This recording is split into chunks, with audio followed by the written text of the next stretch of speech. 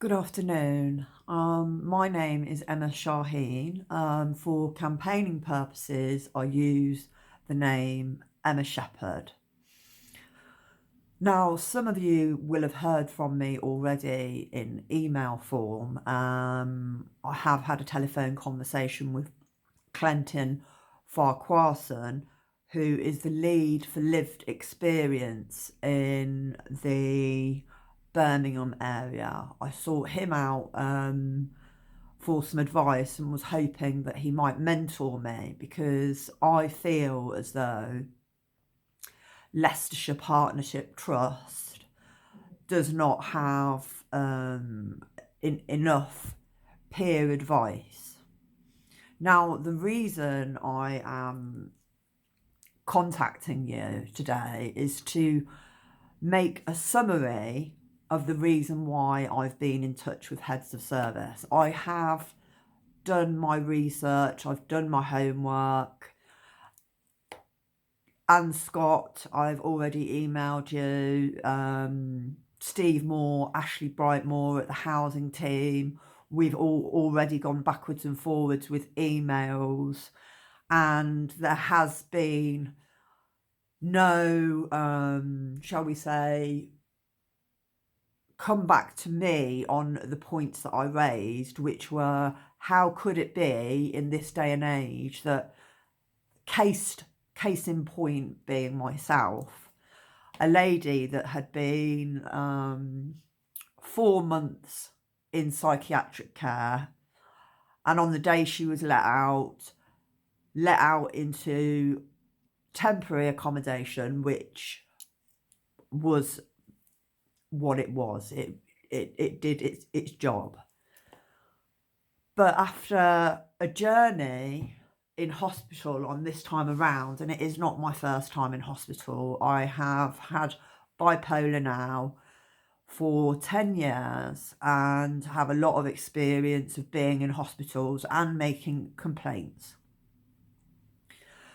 However, on this occasion, it felt to me like the last straw. I felt like, how could it be that services, after moving me hospitals 4 times or 5 times in 4 months, I'd have to get the exact notes. It was a very traumatic experience. To then, when I was released, to be released into environments where drink and drugs were rife. And I have already reported this. When I reported it to Steve Moore, he said, well, what do you expect me to do about that? Now, I understand the emails between myself and housing have been quite lengthy, but I'm afraid I'm the sort of lady that doesn't give up. I need heads of service to understand what is happening, where we are falling through the gaps.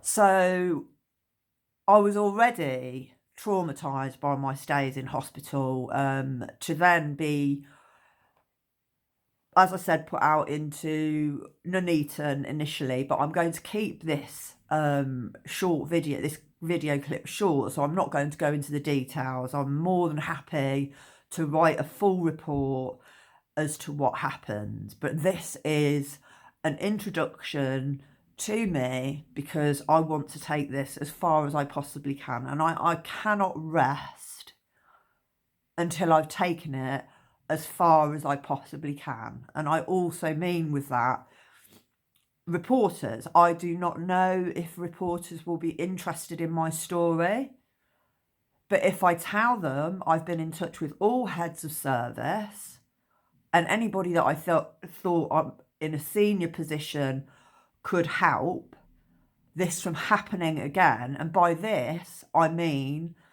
as we all know, between housing and I, because of my bad language and my bad attitude,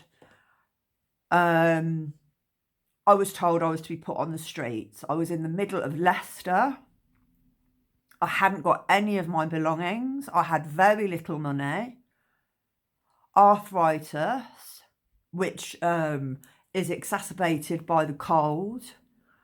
And I saw the email to Zara, who was the lady that ran the hotel, the Cabulus Hotel on the Golden Mile in Leicester.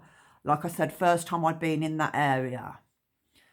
She put the phone in front of my face and she said, look, there is the email. You are not going to be staying another night. And we're not going to let you back into your room on your own. We are going to come inside and clean. I said, oh no, I've got to clean up and have a moment to make some phone calls. I was treated despicably. As I spent 12 years as a support worker for vulnerable people, I feel extremely strongly about how this whole case was handled. I did give Steve Moore a plea, and he was very unsympathetic. And when the time came for me to email his senior, also Ashley Brightmore, she too was unsympathetic. There was no connection between the hospital and housing. Once my time was up in a psychiatric unit, I was handed over to housing. Now, in the letter or email I was given, partly what was said was, even if Emma did have bipolar, this would not be considered a reasonable explanation for her swearing. Well, I've done some research on swearing, and if you were to, here we are, where are we? If you were to, here we are, I've got it now. Swearing is associated with enhanced pain tolerance. So if somebody is in pain and they start to swear, it reduces their pain. This finding suggests swearing has a cathartic effect, and it was the third time temporary housing had moved me and the third time I had to pick up my belongings. Now, if you want to know where I sourced that quote there, if you do a Google search on the science of swearing, the source is psychologicalscience.org. So I've done my own research, and yes, the fact of the matter is, when I'm under pressure because of my bipolar, I can have a very thin filter if I'm stressed. And I think that to make me homeless was a punishment that did not fit the crime. Now, what I am suggesting is that you have a independent body. When there is dispute between a hotelier and somebody that's in there, somebody needs to go into the situation and have a clear conversation that is not weighed heavily in the judgment of the hotelier, because they can lie. And I've proved that they can lie. So all you need to do is ask me. So there are gaps, and I 6 months ago, before I became unwell again, started this organisation, L.I, Authentic Lived Insight. It's an organisation that supports people. The people that are supporting the people in need have actually walked the path. And I know that Mr. Moore and Miss Brightmore and Dr. Luke Shaw and Ian Trenholm, head of CQC, and Clentin Farquharson, Authentic Lives Insight lead. I know. I just know that none of you have been made homeless or been sectioned in a hospital. I would like to talk to heads of service about how we as a collective can stop this happening again. And it is not as simple as asking someone not to swear. That would be a very naive response indeed. It's winter. And had it not been for one person, I would have been in a terrible state. I want to make this short clip. It's 11 minutes 21. I'll make it up to 12 minutes. I feel very passionately, and it is keeping me up at night thinking that there are other people like me that might be at risk of homelessness simply for a little bit of swearing. And I am going to minimise it. That is not how housing see what has happened. They say I was shouting. Goodness me, if you heard me shout, I could shout from Hinckley and you would hear me where you are. I am gifted with a very loud voice.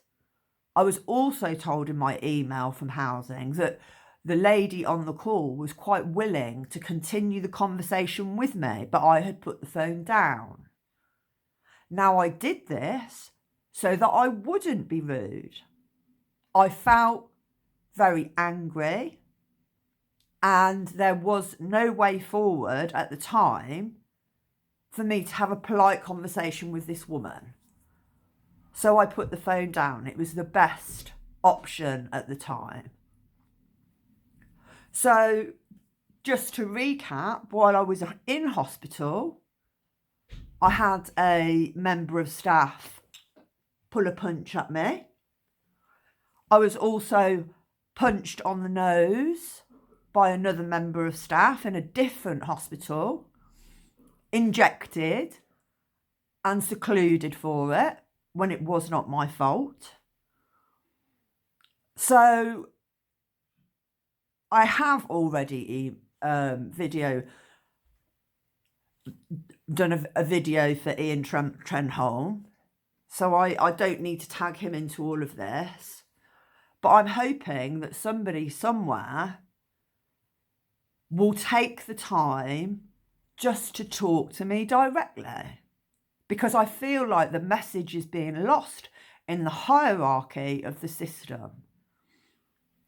And this is not a bipolar person being grandiose and that symptom that gets tagged onto bipolar. No, this is passion.